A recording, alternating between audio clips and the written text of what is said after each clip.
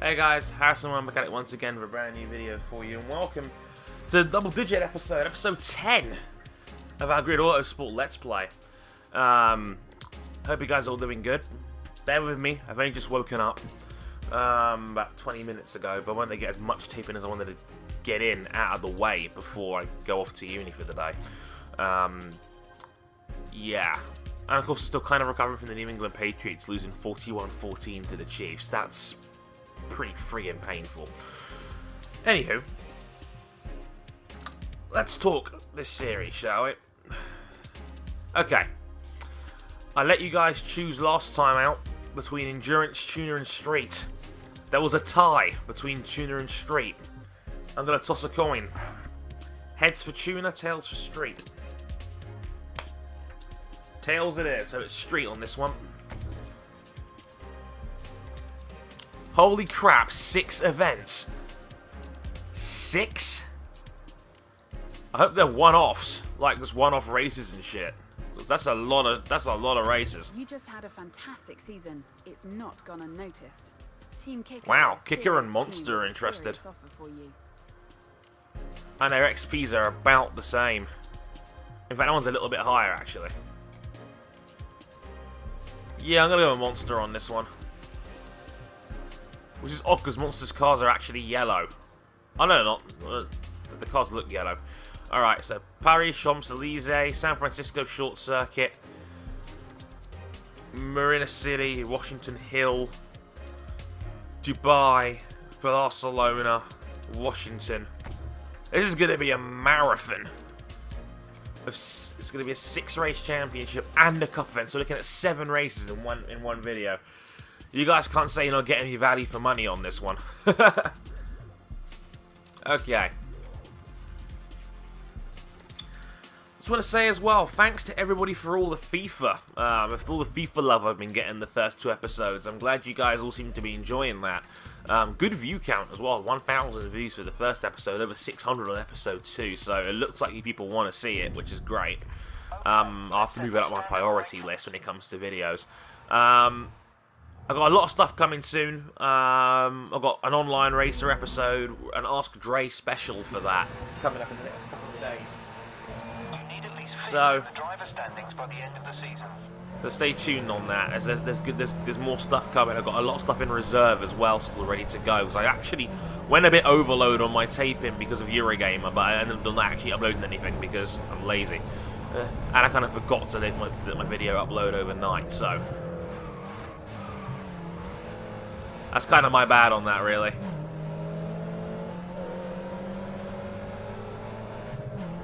Now, just pause one second. Just got to turn on my TV 1 second. My neighbour's lawn mowing outside, which isn't helping.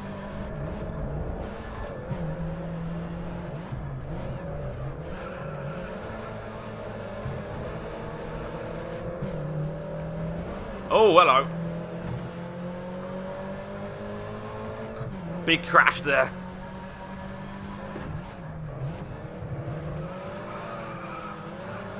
Okay, back up the hill. Also, a lot of people have been asking me about me being at Eurogamer. Eurogamer was fun, ish. It was not as good as last year's. Let me just point that out in advance. Yeah. I only actually ended up using one of my 2 press days because I really didn't see the point of coming back down for it. Like, Eurogamer 2013, you could probably all do in 1 day. Eurogamer 2014, you could probably do in about 3 hours. Mind you, you'd probably spend about 2 hours of that queuing because the Call of Duty Advanced Warfare line was absolutely mammoth. It was about 2 hours long to get in, at least, for Call of Duty Advanced Warfare. And the reason why is because they were stupid enough to give people 2 games instead of 1. Which, okay, yeah, it's generous from a gameplay point where, you know, you get 2 bites at the cherry and you get to try out the new mode Defender as well, which is basically a glorified oddball from Halo. But also I can't help but shake the feeling of, well, you gave people 2 games, but you're also going to make your queues twice as long because you can't rotate people out fast enough. Whoops. But yeah, that was actually kind of frustrating in a sense.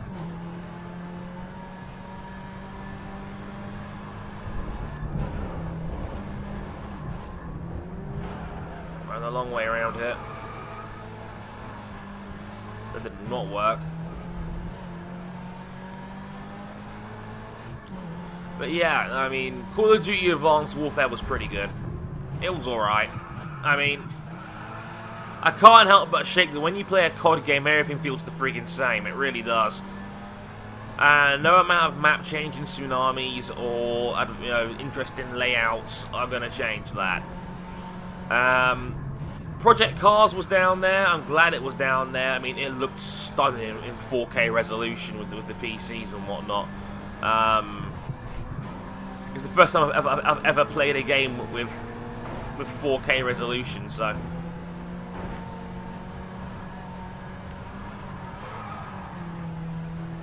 So yeah, that was actually very nice, and it looked fantastic, so.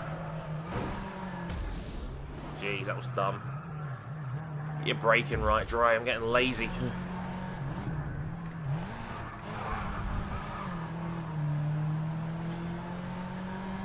But yeah, just overall,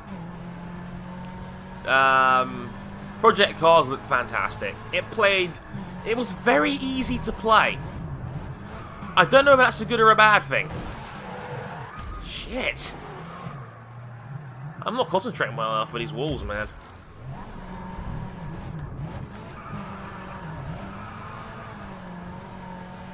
Okay, let's settle down now and concentrate while I talk about Eurogamer. But yeah, I mean, Project Cars was very, very easy to pick up and play. Now, most simulators don't have that kind of impressionability. I'm not sure whether we were driving with the assists on or off, but if we were, then that's not a good sign. It seems like it's leaning more towards the arcade side of things, which is amazing considering the amount of detailed stats the game has. Like, on one screen, I think it was either Matty or JD was playing. Oh, God, that was annoying. Going into one screen, I saw Matty and JD play.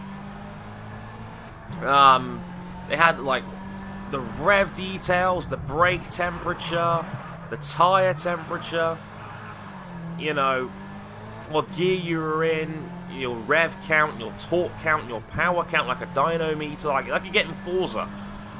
And, you know,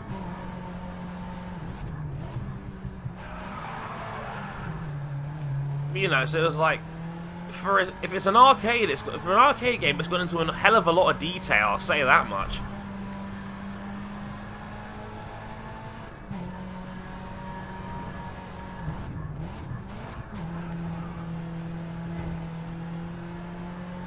I am too far back now to make an impact on this race.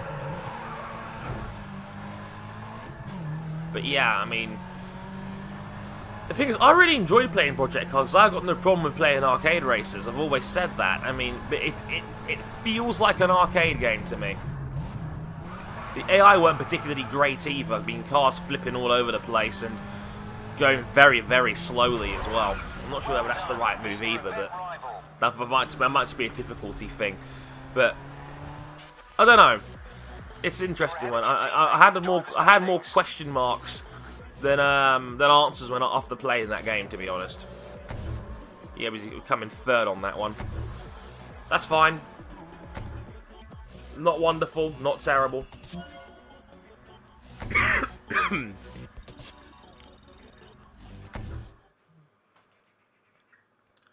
But yeah, that's one thing. I played WWE 2K15 with Littlemore, and Rhino 83 you may know him as.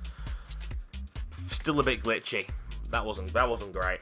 I was hoping they would have solved those problems with the 2K guys coming in, and the game is still very glitchy. I know if that's just an early build, but that was there. Forza Horizon 2 was, as usual, fantastic, but it was the exact same thing as we got in the demo build, which was released a couple of weeks ago. So nothing new there. But for what it's worth, Forza Horizon 2 looks stunning. It really does. And if the final build is anything better than the demo build, we're on for a classic. Keep this form going. At the moment, you're third in the standings. I've asked your teammate to push for a higher position.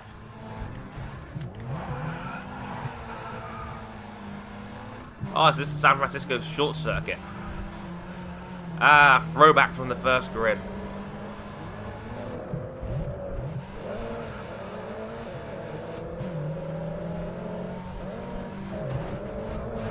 Oh god. That nearly went over the barricade for a minute there. That's crazy. What else did I play when I was down there? The only game I missed out that I really wanted to try was actually Mortal Kombat 10, to be honest. Or X as they're calling it, because they have to be witty like that with Roman numerals. That was pretty nice. Harry, you're on pace. Make some gains on that too.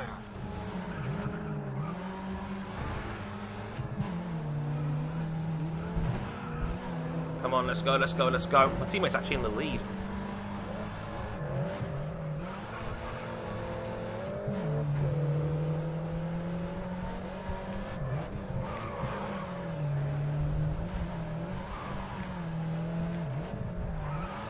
Got a nudge for my trouble there on that one as well. Good idea to make San Francisco a street circuit though, and a good idea to make it a short one too, because it actually kind of really works in this kind of context. Even if the eye go way too slow through that corner. I've asked your teammate to try and hold their position. You've set the fastest lap this race. Jeez.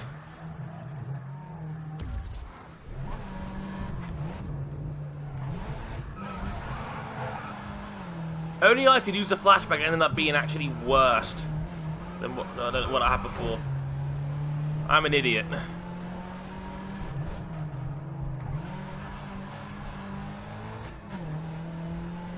There you go, hold that position, AI.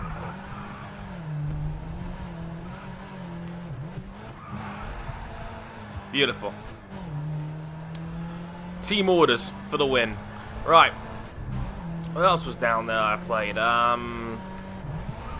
don't know, there was another iRacing rig down there. Ryan Littlemore being ridiculously competitive about it as well. Him, the F1 Racing Mad, all going to war over that. That was alright. 2 laps left.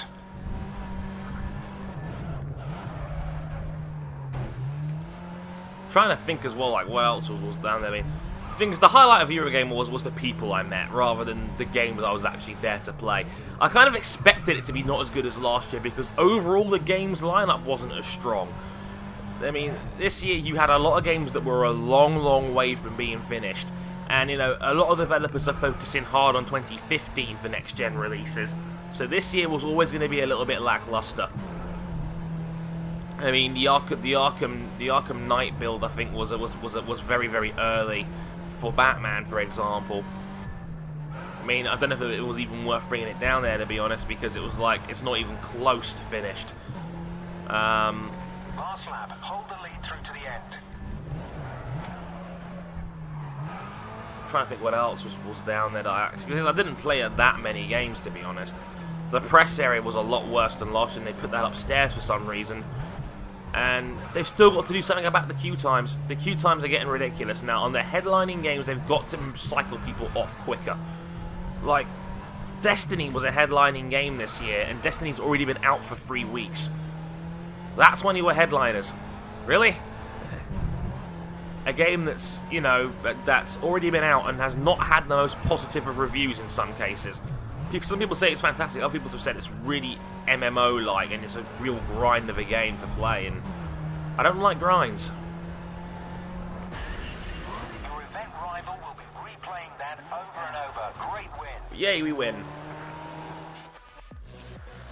Great result. That race has pushed us. No over the Cody's, of standings. course, down there either. Even though I think it really would have... Whoops, my controller's gone. My controller charger out. While I'm here, so there's nothing here. Sorry about that, folks.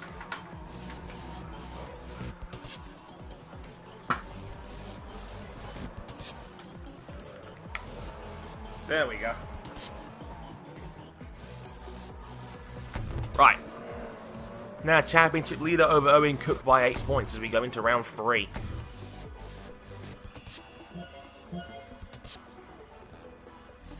XP for days.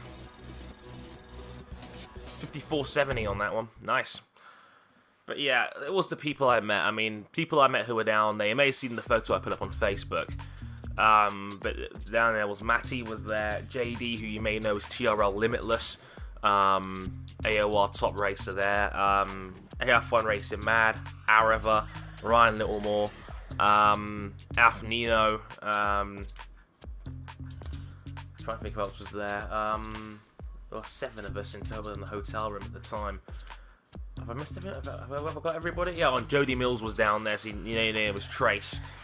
Trace Me 92 from the AOR as well, who kind of given up on this season. But yeah, Trace was there. And Amy the engineer popped in as well for a little bit as well. Ryan was blatantly trying to break the friend zone there, and it just wasn't happening.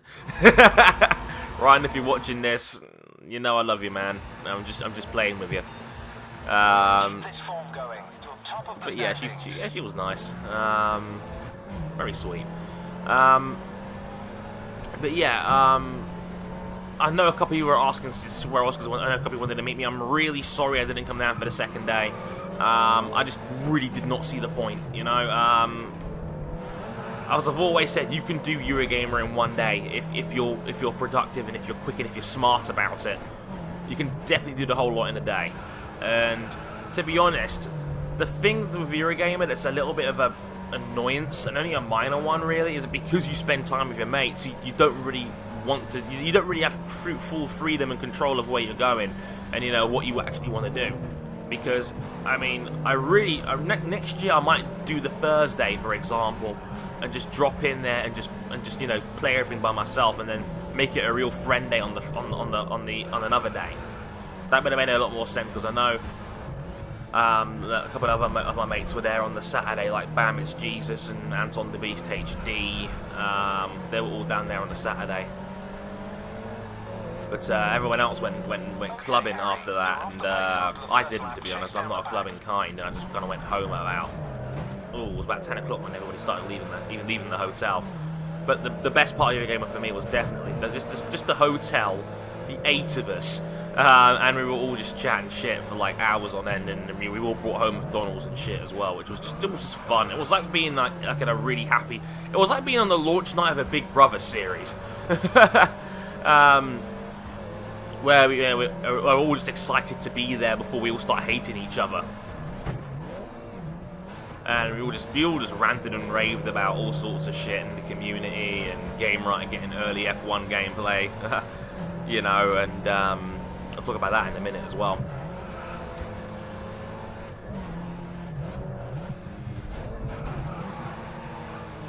I barged my way in there down the inside. Didn't work. It's that kicker getting involved as well. You've set the fastest lap this race. How he's 7 seconds off the lead? Caution, there's a crash up ahead. Watch out for stationary vehicles. Oh, for God's sake!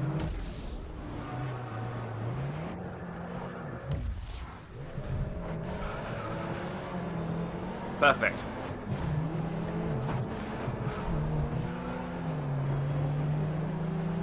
Right, let's try and clear this out.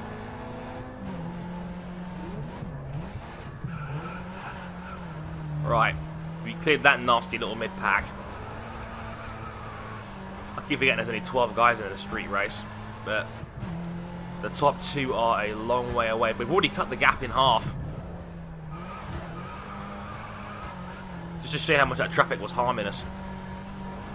But yeah, a lot of people have asked me what I think of GameRight getting early gameplay for F1 2014. My honest answer to this is, good for him. You know, he is a Formula 1 fan like the rest of us. You know, he's always had an interest in the games. Well, slight interest. I mean, he dropped off F1 2013 very quickly on his second channel, but, you know, that's his decision. I mean, I can't talk. I did the same thing with F1 2012 in December, remember? I used that as an excuse to move on to other games like MotoGP 13 and Grid, for example. So I've done it too, where I've dropped coverage for a game early because it wasn't good enough. GT6 as well, so I'm not going to pretend like that's a new thing. But the guy's also got nearly 300,000 subscribers, and that video he put up with the Bahrain, not the Bahrain, sorry, the other one, it was the Sochi footage. That alone, like, That alone got like over 65,000 views. And if you're Cody's and you're trying to flog your game as much as possible before it launches in a couple of weeks' time, you know, why the hell wouldn't you give it to a guy of his stature who can easily get the views in and get people talking about it? So, I mean, if you're Codemasters, it's a smart business decision, unfortunately. And I know people are going to moan in the community about how, you know, why can't we get early copies? But, you know, I'm not going to act like I'm entitled to something. I've been blessed and fortunate enough to get to play this game early, and me invited down to Codemasters themselves to play it, and, you know, and as I've said before and asked them in other videos, Codemasters are extremely generous when it comes to coverage, to embargoes, and to giving people like us opportunities to, you know, try games out early, get their feedback, get their finger on the pulse of what people want to see. And that's awesome. We should be very grateful for that. Like, look, compare it to guys like Sony and Polyphony for Gran Turismo, who don't have any social interaction whatsoever.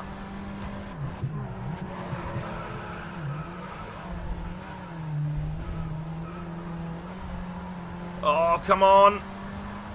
I should have done for the dive bomb there on the inside, but I wanted to play it straight. Second place. Not bad.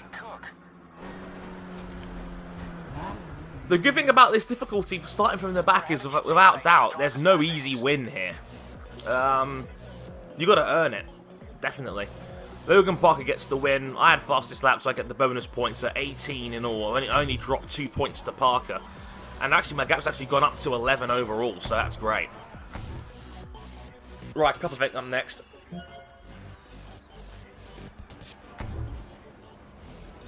And another 4840 on the XP, and enough to get to level 3, which unlocks the Fanatec Pro GT Open.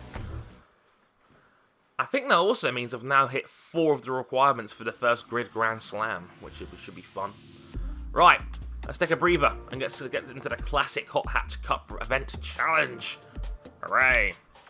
Remember, as I said before, Cup events do not affect the standings in any way, it's just a bonus event, really.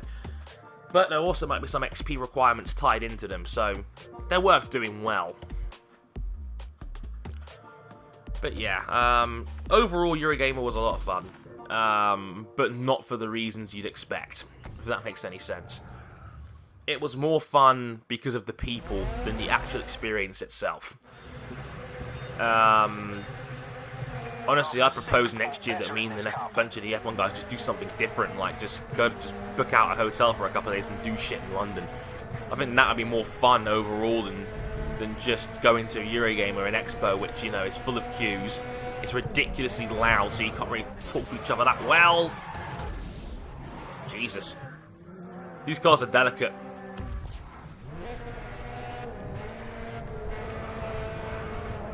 We've had our first driver out of the race. Oh, Jesus.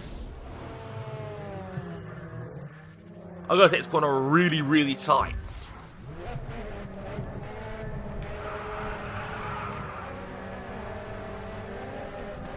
Oh, God.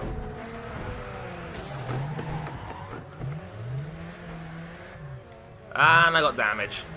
Lots and lots of damage.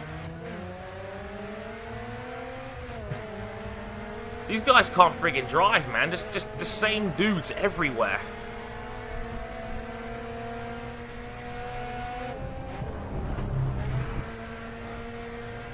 Shame there was about 5,000 XP tied into this event, so...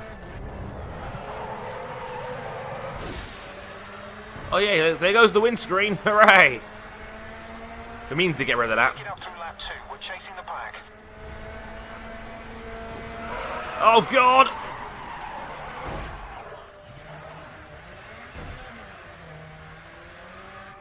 No, I'm not going to restart. I might just like... oh, jeez. This is just freaking dreadful. Dude went down my inside. I could not see him for shit. And he has that line. He will not deviate. I got pastored. Because that's the common internet joke in Formula 1 these days. Which reminds me, it's freaking Suzuka this weekend. Sebastian Vettel's favourite track.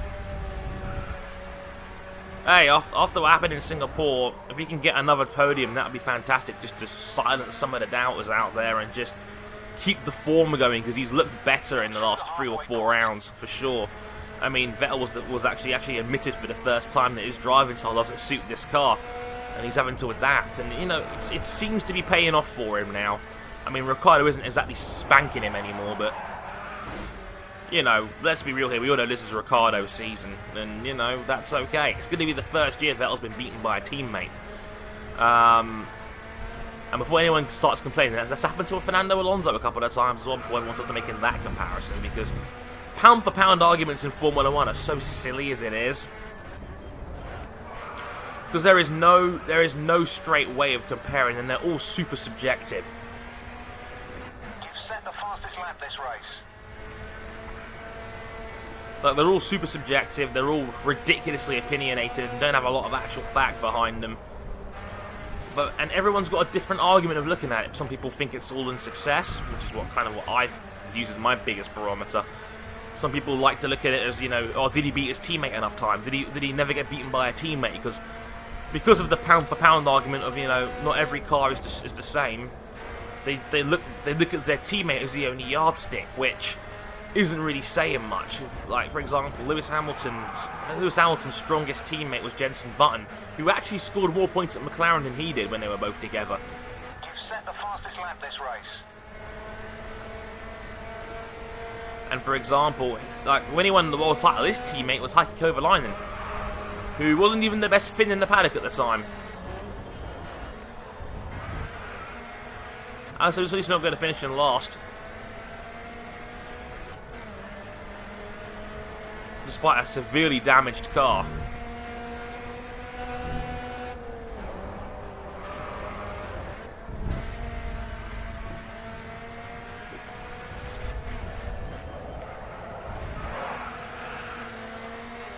If I had 2 more laps to play, I may have been onto something half decent.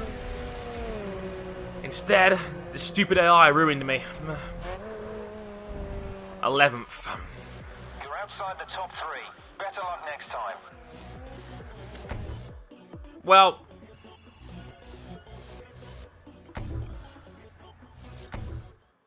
that's like 5,000 XP down the toilet because of AI mistakes. That's really annoying. Right. Round 4. 10 past 11. I'm not going to have time to record anything else before I go. Dubai's golf approach. Okay. Also, my brother's PS4 is unplugged, sitting right behind me as well. So I might do some FIFA tonight as well, actually. Yeah, I'm learning from my system. I'm recording a lot more in advance now, so I can kind of plan myself out a little bit better, which hopefully will work out better in the long run. Right, Dubai. 5 laps of this place. Hopefully we can get some better form going for us. That cup event was dreadful. You're having a great season. You're top of the standings.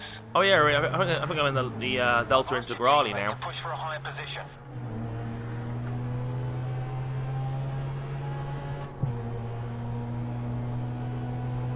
Okay. See what happens going into turn 1 here, which is basically a hairpin bend.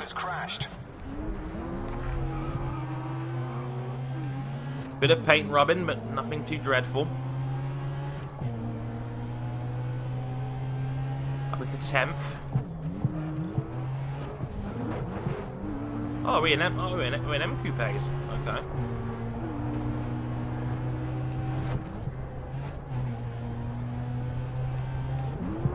Oh. Ah! Yeah, I tried a little bit too hard on that one. That one was my bad.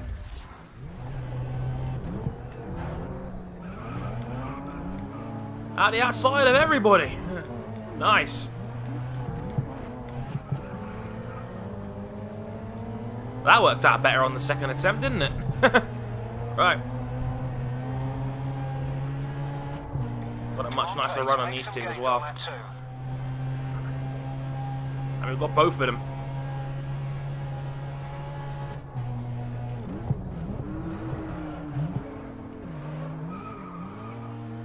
Very wide there, that didn't work. Still trying to learn my braking point for this track.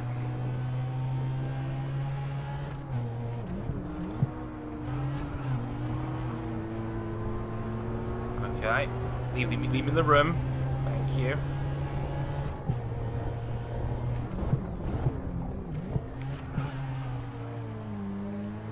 Right, now Nathan McCain of Raven West. Raven West have not looked particularly good here so far, to be honest, which I thought was a bit surprising.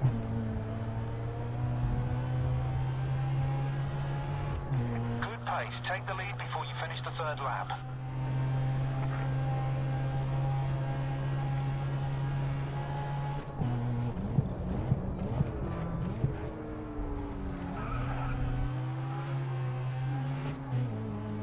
That guy doesn't look like 1.6 seconds now. That's for sure. Oh, if you're still one of those lucky few that are actually watching this video, because I know Autosport gets my least amount of views by quite a while. Manchester United career mode wise, people have been asking me about this as well, what I'm going to do, and I'll tell you now. Whoa, ooh, very close on that one. I'm switching again to a 4-2-3-1. I think that's the best way to go, and I'm thinking about cashing out on Van Persie. I mean, the dude is 31 years old, and his rating might be 88 right now. Is only going to go down.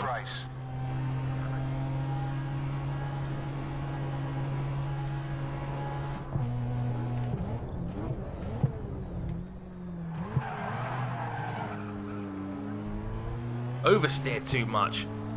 Damn it, McCain. Also, there's a couple more guys I still want to sign. I want to get Ricardo Rodriguez in from Wolfsburg as a left back. Ridiculous skill set for a fullback of his quality. He's like a better version of Leighton Baines in my opinion. And yeah, I might be dealing Van Persie for someone big. Whoa, contact. Okay, us two are clearly the fastest in the field by a long way. But I can't find any way to get a move on him.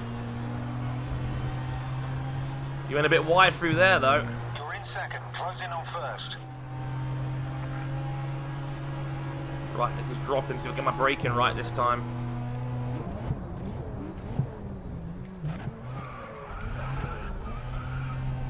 Got him. There we go.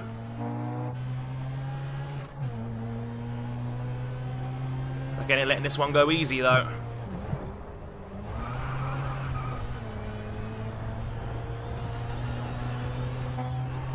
Phew.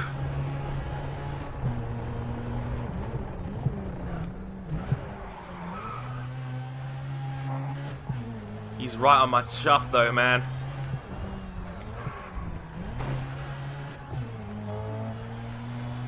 Oh,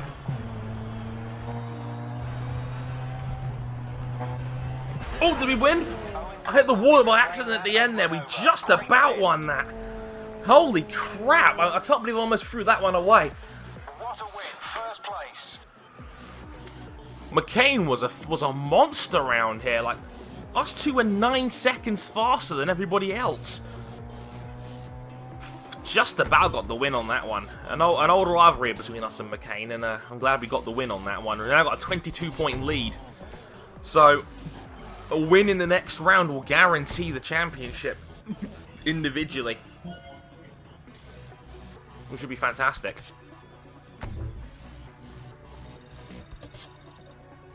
Another 5,000 XP. As we head on to round 5.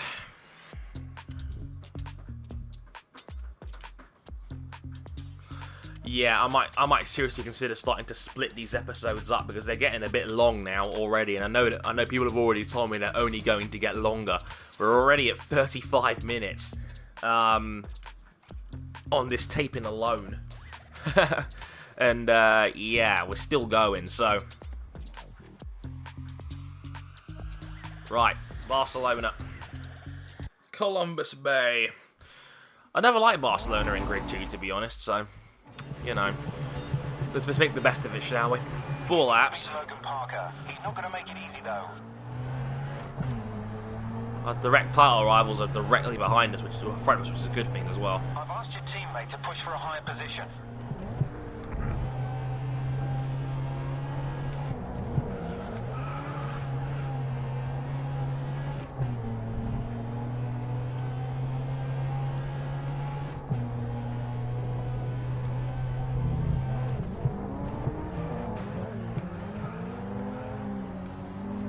Okay.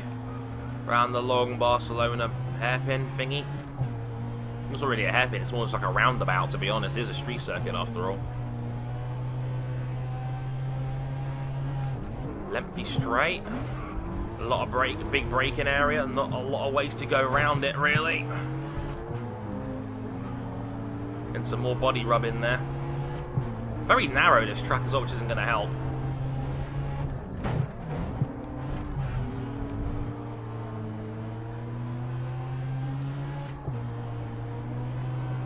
Can't find the way through at the moment. Like us taking like 4 friggin' different lines through this corner. Got a nice bit of draft though and a nice run. Let's see if we can pick a couple of people off here. Oh Jesus. Oh god, ow. I keep forgetting that that's a chicane and you got to really brake early for it because I was essentially firing blind into that. Jeez.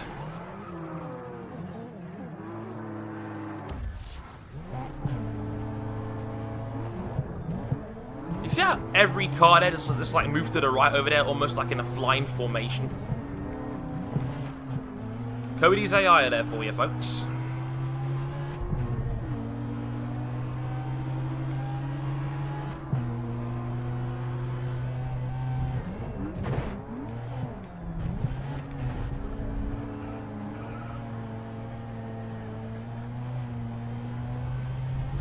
Okay, they're up to 4th place now. We managed to clear a lot of that deadwood traffic, so we should be in better shape now just to race properly.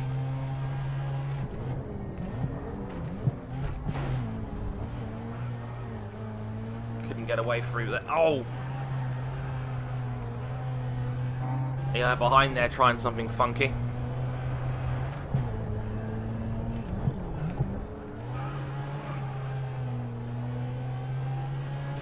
Need to hit that corner faster in future. Okay, so it's the kicker guys that are dominating right now. Bit of contact, and again we got the good run out of the corner, but we've got to really clear this before the chicane. Oh my god!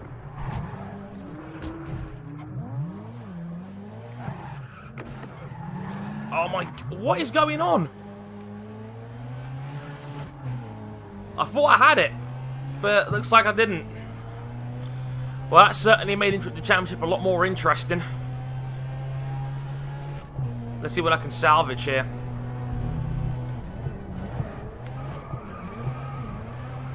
Lucky no damage on the car either, which stuns me to say the least. At least Paul Cogler, I think he's second in the championship, is down there as well in 10th place, which I guess also kind of helps. It's like Marquez and Pedrosa all over again at Aragon. Marquez crashes, finishes 13th, still adds to championship lead. Why? Because it's only Marc Marquez, of course. I'll be talking more about Aragon in my next MotoGP episode soon, so look forward to that. One of the craziest races you'll ever see in any motorsport, quite frankly.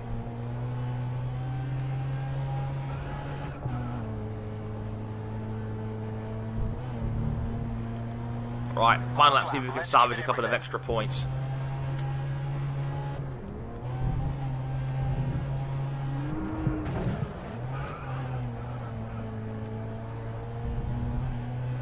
Right, past him, into 10th.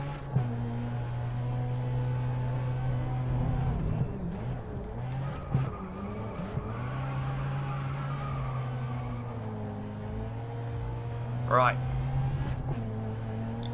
Let's see what we got now. I'm running out of time, to be honest.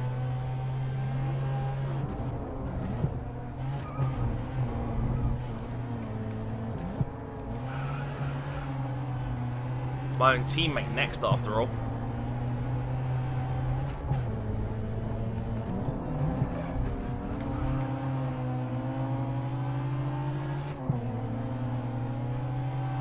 Right. I need a really good line for this last corner.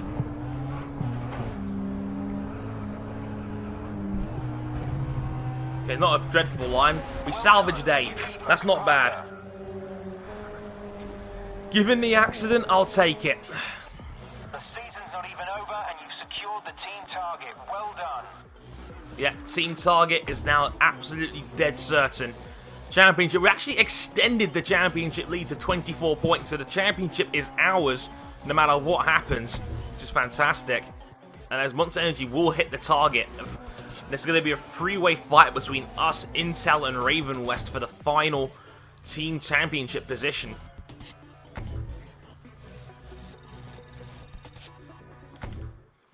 Just another 4,000 XP to add on to the count as well. Right, Coupes, the final event on the event list. We're going to Washington for the sprint circuit. A lot of 90-degree right angle corners there. How very Herman Tilke. Right, final round. Championship is ours. I'm now going to try and bring it home for the team. I mean, no matter what happens, we will come in third. It's just a matter of how high up the board can we finish. And hopefully we can do enough to beat Team Kicker and Team Raven West, which would be fantastic. Right, let's go. Top of the standings. I've asked your teammate to push for a higher position. You've got to go on the offensive and attack here.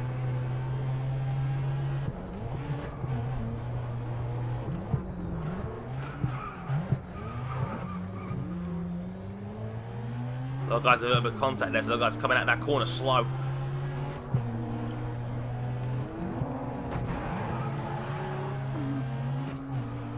Controlled that slide beautifully.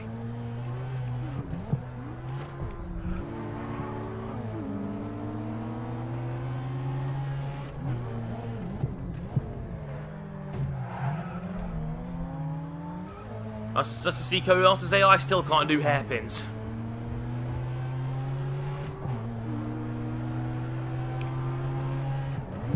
Caution up ahead. There's been a spin out. Oh yeah. Oh, is that an Intel dude that spun out there? That's Paul Cott, the guy I think is second in the championship. He spun out. So that's excellent news. Our teammates now up into 4th place. We're in 6th. 4 laps to go. We've got plenty of time to make this up.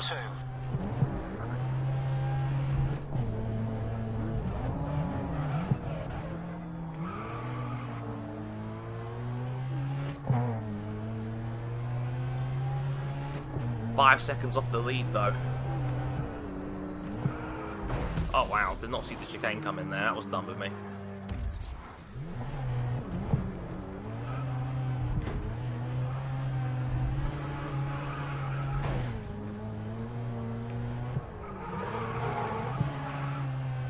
That was terrible through there. Oversteered it to hell and back.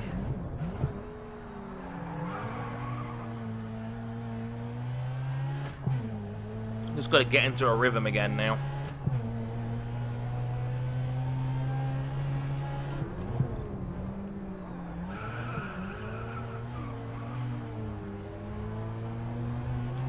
Sixth is okay. It's not good enough though. Come on, come on. Right. 3rd lap now. Pick up the pace.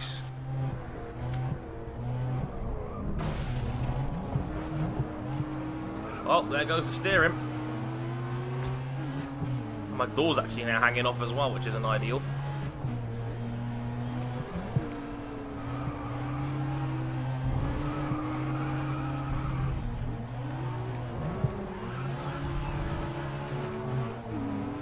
Six of us are all very bunched together, though.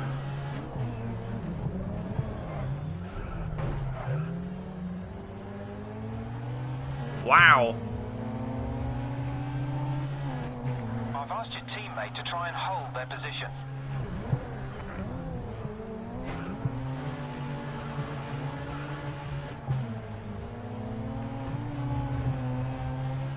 Oh, that was a close one.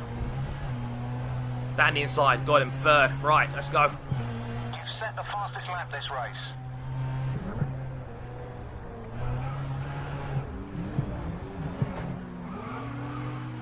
Second, Michael Anderson's down.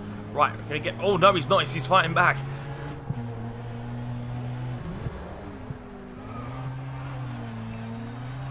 Of course he didn't see my car. Right. Raheem Sharif. Last man standing.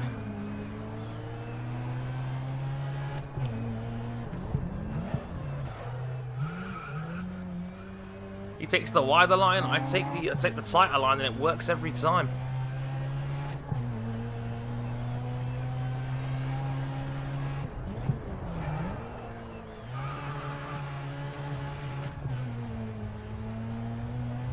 Right, we got through, and let's see if we can just hold this off now. We've got a flashback as well if it really comes down to it. Hold the lead. Last lap.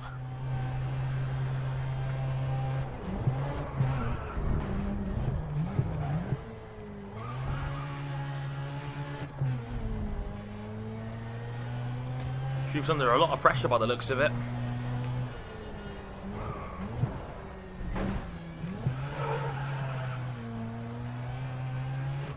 Bit of a mistake there on my part too. Now I can take the wide line into this hairpin.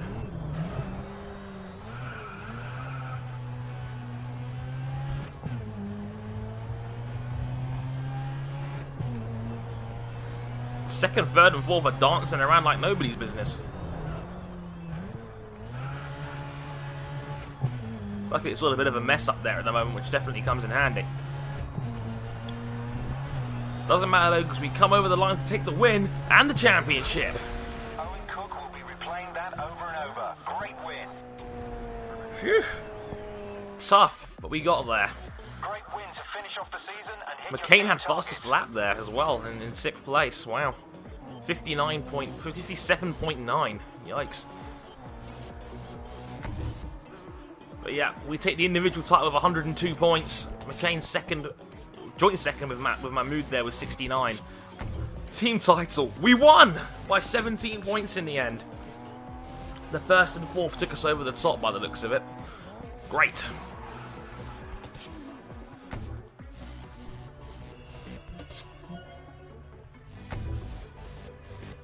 And another 4,200 XP. And in the season bonus, we'll add another 8,000 on top of that. Again, see, finishing 6th in the classic challenge would have been a very, very easy 6,500. Very easy. I'm annoyed about that.